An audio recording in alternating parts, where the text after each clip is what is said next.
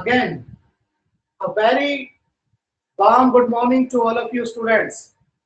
Today we will start our chapter 3rd, the lesson Glimpses of the Past. Glimpses of the Past जो chapter है बेटा आपकी book जो है Honey due, उसका हमें स्टार्ट करना है। सबसे पहले सभी को अपनी बुक को ओपन कर लेना है, हनी ड्यू जो हमारी बुक है उसको, और साथ में अपने पास एक पेंसिल और एक रफ नोटबुक आपको जरूर रखनी है, ताकि कोई भी नोट कराने वाली चीज है, जैसे हम कोई वर्ड है, न्यू वर्ड्स, डिफिकल्ट वर्ड्स और एनी अदर क्वेश्चन, तो वो हम मेंशन कर सकें। इसलिए आपको अपने पास में एक पेंसिल, बुक और एक रफ नोटबुक को जरूर रखना है। क्लियर है बेटा? मेक इट फास्ट, जल्दी करें। ज्वाइन करें क्लास को। 18 स्टूडेंट्स हैं अभी, 19।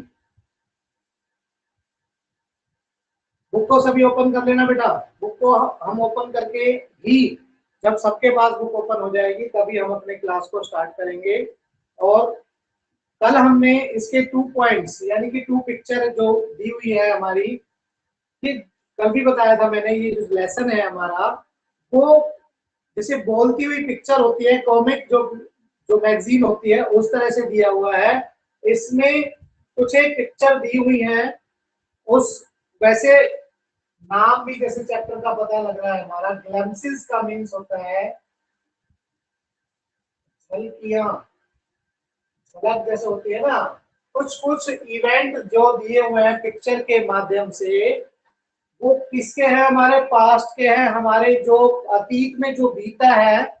और वो जो बीता हुआ अतीत कब के समय का बताया है, इसमें बताया है 1757 से 1857 या उसके आसपास का जो टाइम है अंग्रेजों के समय का, जब अंग्रेजों ने, ब्रिटिश ईस्ट इंडिया कंपनी ने हमारे भारतीयों पर, हमारे राजाओं पर, हमारे व्यापारियों पर जो शोषण किया, उसके बारे में कुछ एक झलकियां जैसे कह सकते हैं, कुछ एक ग्लिम्पसेस दी हुई हैं, जिससे इस पिक्चर के माध्यम से, इस पिक्चर के द्वारा कुछ बोलती हुई पिक्चर और उसके टाइटल और साथ साथ बबलिंग करते हुए इनके वर्ड्स जो ये बताएंगे कि इस पिक्चर में क्या दिया हुआ है, या उस समय की ये घटना है, उस समय उस पिक्चर में जो लोग सोचते हैं, जो राजा सोचते हैं, जो हमारे शहीद हुए स्वतंत्रता सेनानी है, उनको बताते हुए, बोलते हुए इसमें दिखाया गया है, आप पढ़ोगे। तो बेटा स्टार्ट करते हैं, without wasting our time, we have to start now.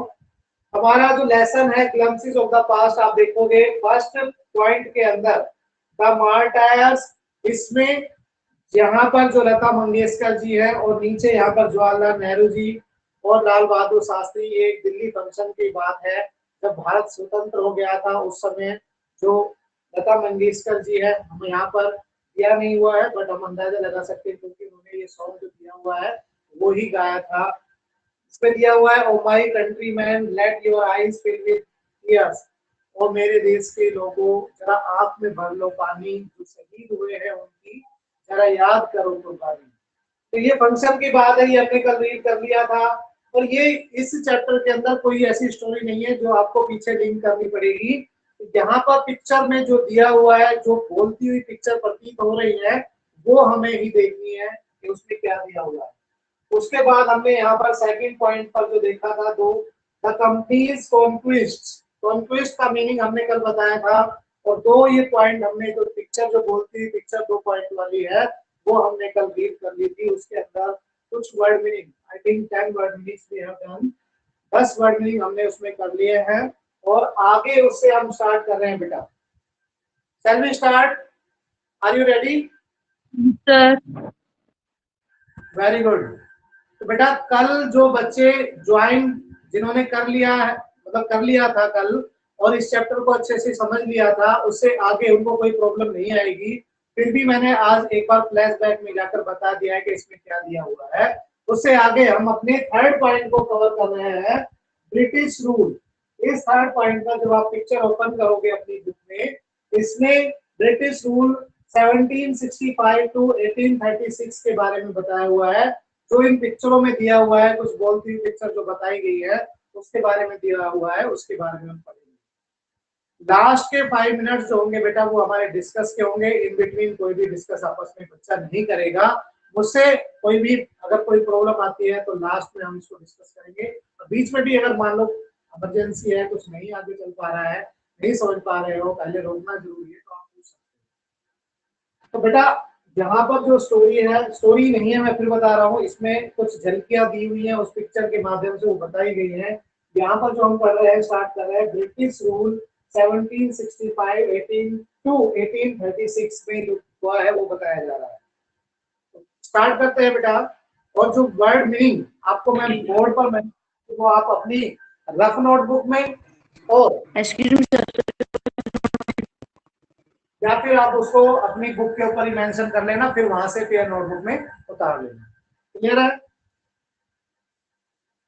Sir? क्या एक बार दोबारा बता दो। ठीक है, मैं यहाँ पर कुछ वर्ड लिखूंगा, उनके मीनिंग लिखूंगा, उसको आपको फेयर नोटबुक में लिखना है। अभी फिलहाल क्या करना है, आपको अपनी बुक के ऊपर ही मेंशन कर लेना, और बुक के ऊपर मेंशन नहीं करते हो तो नोटबुक जो आपने अपने पास रखी हुई है वहां पर लिख लेना। मैं यहाँ पर प्रॉपर टाइम दूंगा, वो आपको लिखना है। जैसे यहाँ पर ये वर्ड दिया हुआ है, लिख लें आप अभी। या तो ये वर्ड आपकी बुक में मिलेगा या फिर आप उसको रफ नोटबुक में लिख लें। यहाँ पर स्टार्टिंग में ही दिया हुआ है, तो फर्स्ट लाइन के ऊपर जो पिक्चर दी हुई है वहां पर है अनटचेबिलिटी का मीन्स होता है छुआछूत। आप सभी जानते हैं, छोटे जाति के लोगों से नफरत करना उसे बोलते हैं अनटचेबिलिटी। दूसरा है चाइल्ड मैरिज, उसको बोलते हैं बाल विवाह।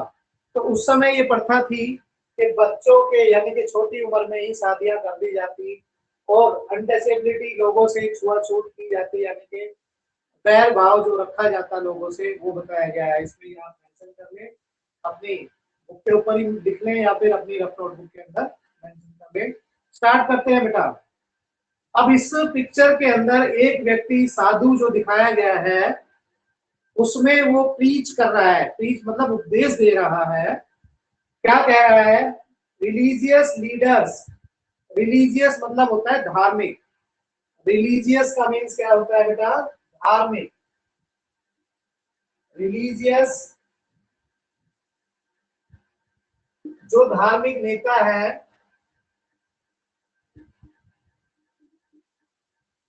धार्मिक नेता मतलब कौन से? जो साधु संत की ऊपर की पदवी लिए हुए हैं, जो उपदेश देते हैं, लोग उनकी मानते हैं।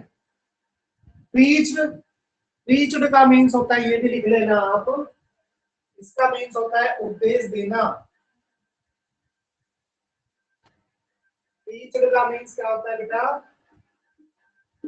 सर कौन से पेज पे पढ़ा रहे हो? बेटा ये थर्ड पॉइंट है। आपको ये जो बबलिंग करती हुई पिक्चर दिखेगी कॉमिक की तरह, उसका थर्ड पॉइंट है ब्रिटिश रूल।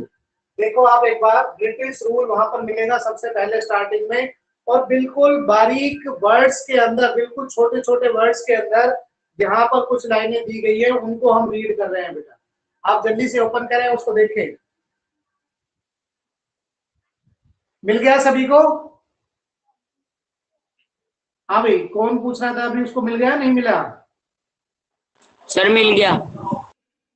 हाँ, तो अब देखेंगे यहाँ पर दिया हुआ है सबसे ऊपर, सबसे ऊपर जो एक कॉलम बना हुआ है उसमें लिखा हुआ है religious leader, leaders teach idea like untouchability and child marriage. यानी कि जो धार्मिक नेता थे उस समय, वो प्रीच करते थे, लोगों को उपदेश देते थे, किसके बारे में? अनटचेबिलिटी के बारे में और चाइल्ड मैरिज के बारे में, कि भाई ऐसा नहीं होना चाहिए। इस तरह के उपदेश लोग देते थे, धार्मिक नेता देते थे। Anyone who crosses the seas loses his religion। और वो ये भी कहते थे कि जो लोग यानी कि हमारे देश के लोग अगर सी पार करेंगे, समुद्र पार जाएंगे। अब समुद्र पार का मतलब यहाँ पर ये था कि ब्रिटिश ईस्ट इंडिया कंपनी कुछ सैनिकों को कहां पर भेज देती थी? इंग्लैंड भेज देती। जब भी कोई युद्ध होता था वहां पर अपने सैनिकों का यूज करती थी, और कुछों को अपने वर्क के लिए वहां पर इंडिया से कुछ लोगों को ले जाती थी। तो जो धार्मिक नेता थे वो ये मानते थे कि अगर वो विदेश जाएंगे तो वो अपने धर्म को, यानी कि वो loses his religion, अपने धर्म को खो देंगे, उनकी धार्मिक जो भावना है उसको ठेस पहुंचेगी। दूसरी पिक्चर के अंदर यहाँ पर इसी के साथ में दिया हुआ है, all the misery in the world is due to women. अब कुछ लोग थे धार्मिक नेता, कुछ एक ऐसे जो साधु संत थे, सबके अलग अलग व्यूज है, सभी का एक जैसा व्यू नहीं है। एक व्यक्ति कह रहा है कि जो सारी समस्याएं आ रही हैं, जो दुख आ रहे हैं, वो किसकी वजह से है, वुमेन की वजह से है, वो ऐसा मानते थे। उसके बाद नीचे ही इसके जस्ट नीचे कॉलम है, उसके अंदर दिया हुआ है, the truth was that Indians had lost self respect. Self respect का मीन्स होता है बेटा आत्मसम्मान। तो सच तो ये है, कुछ लोग मानते थे, सच तो ये है कि इंडियंस जो है, भारतीय जो है, अपना आत्मसम्मान खोते जा रहे हैं। The British scorn them. Scorn का मीन्स होता है निंदा करना।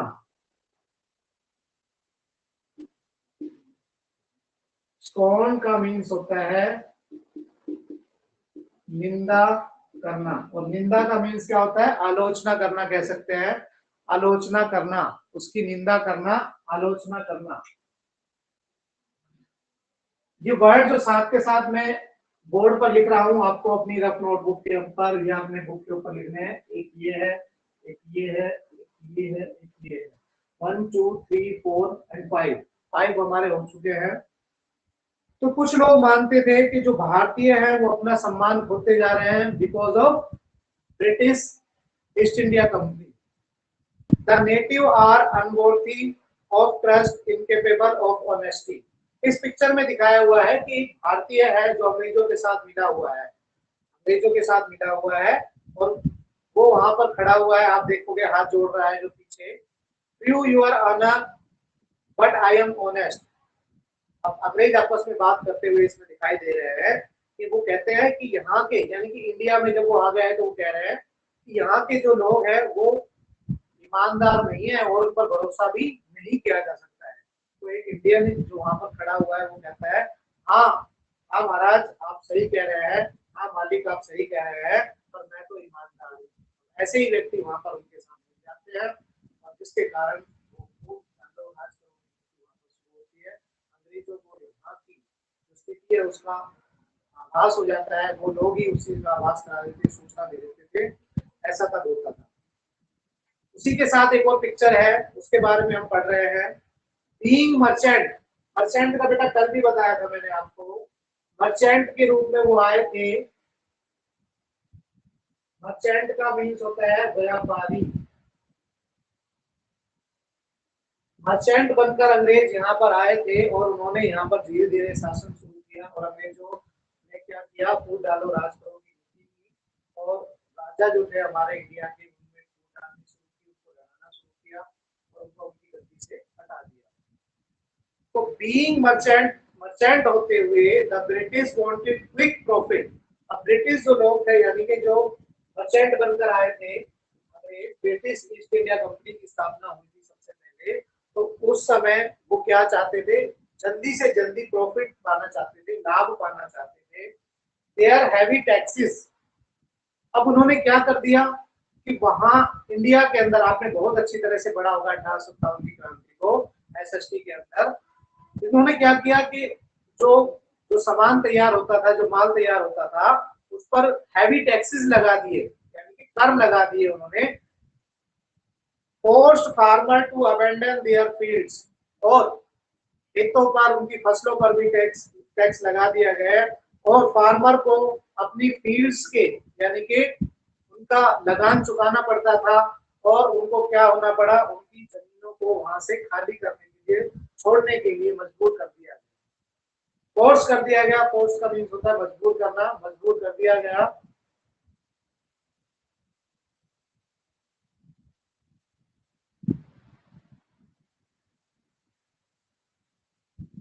तो ऐसे ही यहाँ पर एक पिक्चर के अंदर दिखाया हुआ है कि जो किसान है अपनी फसल को लेकर आते हैं और वो अंग्रेजों के पास बेचते हैं, तो वो क्या करते हैं, but your man are taking all my crop. एक बोलती हुई पिक्चर, यहाँ पर एक किसान अंग्रेज से कह रहा है कि मेरे सारी फसल जो है आपके आदमियों ने ले ली है, you are still in arrears. Arrears का मीन्स यहाँ पर बकाया है, एरियर्स का मीन्स क्या है, बकाया। अब वो अंग्रेज कहता है अभी भी बकाया रह रहा है तुम्हारा, अभी भी कर्ज रह रहा है, पहले उसको चुकाओ। If you don't pay next week, यदि तुमने अगले सप्ताह तक वो बकाया नहीं दिया, I will send you to jail, तो मैं कहां पर भिजवा दूंगा तुम्हें, जेल में भेज दूंगा, जेल में भिजवा दूंगा।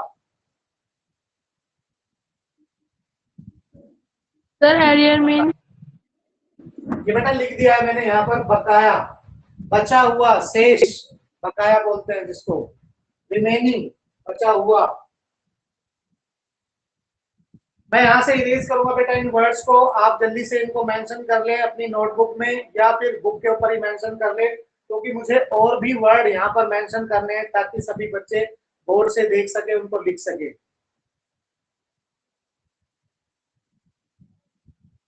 Sir what is the meaning of arrears? Arrears का बेटा यहाँ पर लिखा हुआ है, देखो यहाँ पर दिख रहा है जहां पर मैं इंडिकेशन दे रहा हूँ, बकाया, बकाया, बचा हुआ लिख सकते हो। यानी कि इतना तो टैक्स तुमने दे दिया, अब जो बचा हुआ है वो दो पहले, नहीं तो मैं तुम्हें जेल में भिजवा दूंगा। ऐसे यहाँ पर एक किसान से एक अंग्रेज है जो व्यापारी है वो कहता हुआ नजर आता है, दिखाई देता है। इरेज कराओ बेटा मैं ये, और लिख लिया होगा सभी ने। Yes sir. अब क्या होता है, अगली पिक्चर में क्या बताया गया है, नेक्स्ट पिक्चर के अंदर देखो, आप देखोगे थर्ड पिक्चर जो दिखाया हुआ है इसमें, उसमें बताया है still the British invented other method which gave them more profit. Other method, अब वो क्या करने लगे, दूसरा मेथड अपनाने लगे और नए नए तरीके, न्यू मेथड मतलब अब नए नए तरीके वो देखने लगे कि जैसे ज्यादा प्रॉफिट कैसे कमाया जाए।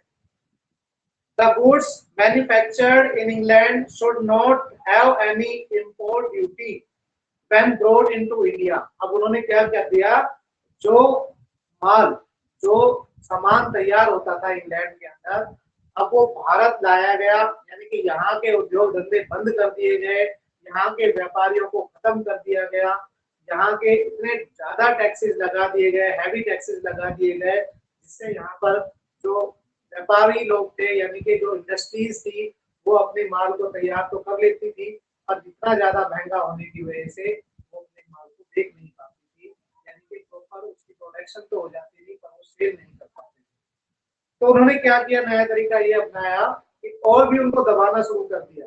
अब इंग्लैंड में जो सामान तैयार होता था वो यहाँ लेकर आने लगे, और यहाँ पर लाने के लिए जैसे टैक्सेस लगते हैं उन्होंने वो खत्म कर दिए इंडिया में लाने के लिए। ओ गुड आइडिया, अब वो कहता है एक व्यक्ति अंग्रेजी है जो, हाँ ये अच्छा आइडिया है। The East India Company's laws begin to cripple Indian industries. Cripple का मीन्स होता है बेटा कुचलना। अब जो ईस्ट इंडिया कंपनी के कानून थे, लाज,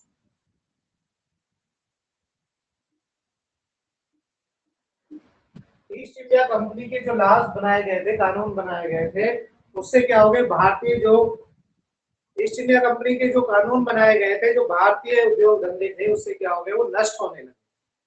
अब क्या है इसमें नेक्स्ट पिक्चर में क्या दिखाई दे रहा है, एक बूढ़ा व्यक्ति है और एक उसका बच्चा लेटा हुआ दिखाई दे रहा है।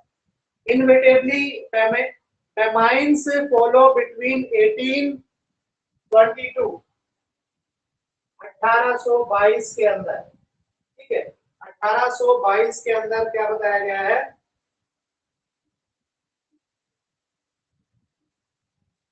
famines, इसका मीनिंग होता है अकाल।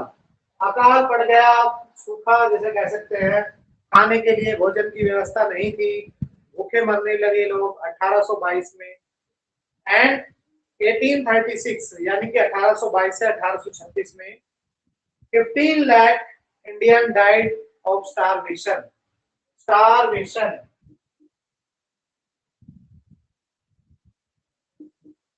भूख से मरना।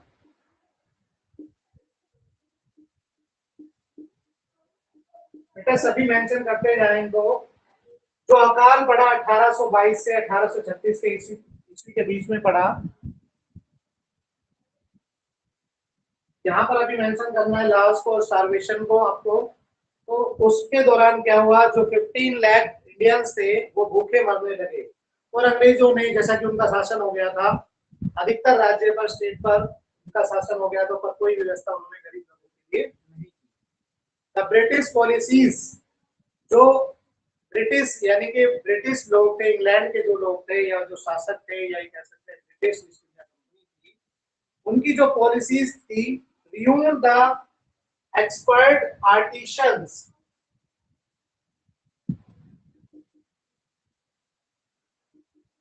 आर्टिशंस का मीन्स होता है बेटा हाथ से काम करने वाले लोग। हाथ से काम करने वाले लोग, हथकरघा लोग जो होते हैं, उन्हें बोला जाता है। तो ब्रिटिश पॉलिसी की वजह से जो रियून्ड, रियून्ड का मीन्स होता है नष्ट करना, उनकी पॉलिसीज की वजह से जो भारतीय हाथ से काम करने वाले जो कारीगर थे वो क्या होने लगे, नष्ट होने लगे। तो ये हमारा जो थर्ड ब्रिटिश रूल था उसमें क्या क्या हुआ ये हमने देखा। कुछ प्रीचिज इंडियन जो रिलीजियस लोग थे, वो धार्मिक नेता जो जिसे हम कहते हैं, उन्होंने लोगों को अनटचेबिलिटी और चाइल्ड मैरिज के बारे में बताया। फिर उसके बाद ब्रिटिश जो पॉलिसीज थी, जिससे भारतीय अर्थव्यवस्था पर पूरा पूरा इफेक्ट डाला गया, और जिससे क्या हो गया कि यहाँ पर जो काम करने वाले लोग थे, इंडस्ट्रीज थी, वो नष्ट होने लगी, और जो लोग थे वो इसका मतलब क्या होता है? बेटा फेमिन्स। फेमाइन्स का होता है अकाल। Sir artisans. अकाल मतलब जैसे भूखा, भूख से मरने की नौबत आ जाती है, जब खाने पीने की कोई व्यवस्था नहीं होती, खाने अनाज वगैरह उगता नहीं है, उस समय की बात है जब बहुत कम लोगों के लिए अनाज की व्यवस्था, अकाल होता है। और आर्टिसन। आर्ट आर्टिसंस होते हैं हाथ से काम करने वाले लोग, हथकरघा लोग, हाथ से काम करने वाले लोग। लिख सकते हो आप, उसको मेंशन कर सकते हो। अब हम चलते हैं बेटा अपना जो नेक्स्ट पॉइंट है, फोर्थ। इसमें राम मोहन रॉय, यानी कि आपने बहुत सुना होगा राजा राम मोहन रॉय के बारे में, सुना है या नहीं सुना?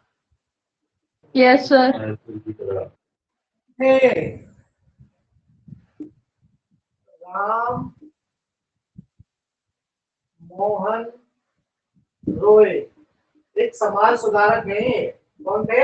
एक समाज सुधारक, समाज में फैली हुई बुराइयों को दूर करने वाले। समाज सुधारक कौन होता है? समाज में बुराइयां जो फैली हुई होती है उनको दूर करना, उनको हटाना, लोगों को उसके बारे में जागरूक करना कि कैसे उसको रिमूव कर सकते हैं, वो थे राजा राम मोहन राय। ठीक है, राम मोहन राय आपका वो फोर्थ पॉइंट है, उसमें दिया गया है। अब देखो, इन्होंने उपदेश दिया और वो दूर से यानी कि दूसरे देश में भी गए, वहां लोगों को प्रीच किया, लोगों को उपदेश दिया, इसके बारे में बताया हुआ है, देखेंगे। तो यहाँ पर फोर्थ सभी को मिल गया होगा। इसी के बाद हमारा नेक्स्ट पेज पर आपका मिल जाएगा ये फोर्थ पॉइंट, जो कि ये भी बोलती थी पिक्चर के रूप में है। इसमें बताया गया है कि वो क्या क्या उन्होंने किया हमारे इंडियंस के लिए, भारतीयों के लिए। Ram Mohan Roy, a learned man for Bengal, understood what was wrong with the country। अब देखो, राजा राम मोहन राय कहाँ से बिलोंग करते थे, पहले तो ये ध्यान रखना है, कहाँ से बिलोंग करते थे? बंगाल से। ठीक है, बंगाल से बिलोंग करते थे, और वो अच्छी तरह से समझते थे कि देश में क्या हो रहा है। अंग्रेजों के बारे में कह रहे हैं कि देश में जो घटित हो रहा है उसके बारे में वो अच्छी तरह से समझते थे। Let us not despise ourselves, our ancient culture is great and we are capable of greater achievement. We must first our society superstitions have been leading us। अब देखो क्या बताया गया है इसके अंदर। राजा राम मोहन राय वो कहते हैं हमें खुद को हीन नहीं ठहराना चाहिए, हमें अपने आप को हीन नहीं समझना चाहिए। हमारी प्राचीन संस्कृति यानी कि जो हमारा कल्चर है, इंडिया कल्चर है, वो बहुत फेमस है, महान है। इस महान सफलता प्राप्त करने वाले हम महान सफलता प्राप्त करने के योग्य हैं। हमें पहले अपने समाज को सुधारना चाहिए। अंधविश्वास हमें तबाह कर रहे हैं। वो भी ये मानते थे कि जो हमारे अंधविश्वास है, अब देखो कुछ एक मीनिंग है यहाँ पर मैं मेंशन कर रहा हूँ, सुपरस्टिशंस।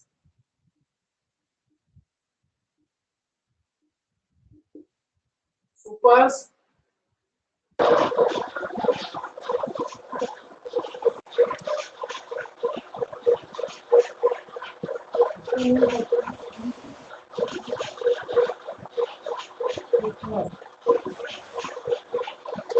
सर ये फेयर नोटबुक में करना है। हाँ, फेयर नोटबुक में करना है।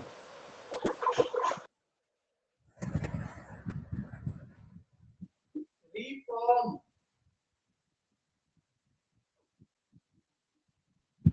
रिफॉर्म का मीन्स होता है बेटा सुधारना। क्या होता है? सुधारना। तो वो कहते हैं कि हमें सबसे पहले अपने जो अंधविश्वास है हमारे देश के अंदर फैले हुए हैं, इनको हमें खत्म करना है, और जो समाज में फैली हुई बुराइयां हैं उनको दूर करना है। उसके बाद इसी के साथ में एक और पिक्चर है, he told his wife Uma. अब उनकी एक पत्नी है इस पिक्चर के अंदर जिसमें दिखाया गया है, उमा। उससे वो कहते हैं cows are of different colours. वो कहते हैं जो गाय होती है उनका कलर अलग अलग, यानी कि जो गाय होती है, जो कोई काली भी है, सफेद भी है, उनका मतलब ये है, और भी कलर की हो सकती हैं, but their colour of their milk is the same. परंतु दूध का जो कलर होता है उनका सेम होता है। Different teacher different opinion but the essence of every religion is the same. अब वो ये कह रहे हैं कि भाई जो टीचर्स होते हैं, जो उपदेश देने वाले हैं, समझाने वाले हैं, उनका मेथड अलग अलग हो सकता है, ओपिनियन अलग अलग हो सकता है, परंतु उनका मकसद, उनका एम एक ही होता है, सेम ही होता है।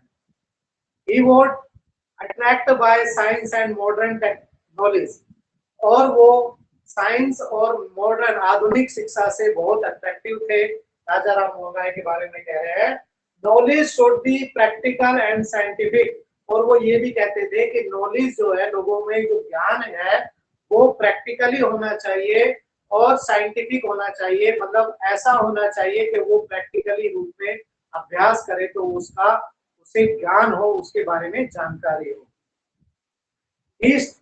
स्टार्टेड न्यूज़पेपर, उन्होंने एक न्यूज़पेपर भी शुरू किया। किसके बारे में बात कर रहे हैं हम? राजा राम मोहन राय के बारे में। उन्होंने एक न्यूज़पेपर भी स्टार्ट किया। बट द सस्पिशियस, सस्पिशियस का मीन्स है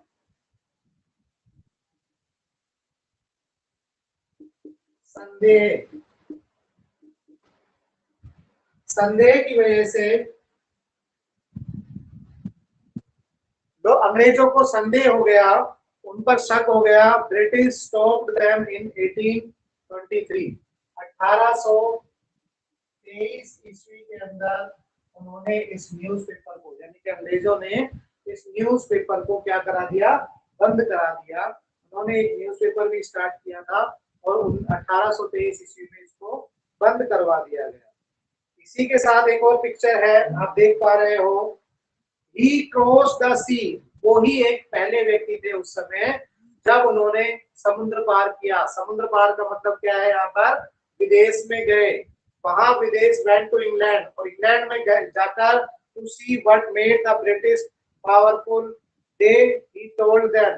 और भारतीय के ऊपर जो हो रहे अत्याचार थे वो उनसे अंग्रेजों को अवगत कराया, बताया किस चीज से ने अंग्रेजों को इतना शक्तिशाली। और ये भी देखा उन्होंने कि अंग्रेजों को, यानी कि अंग्रेज कैसे इतने शक्तिशाली बन गए, जिन्होंने भारत पर अपना राज भी किया, और वो भी देखने की उन्होंने कोशिश की।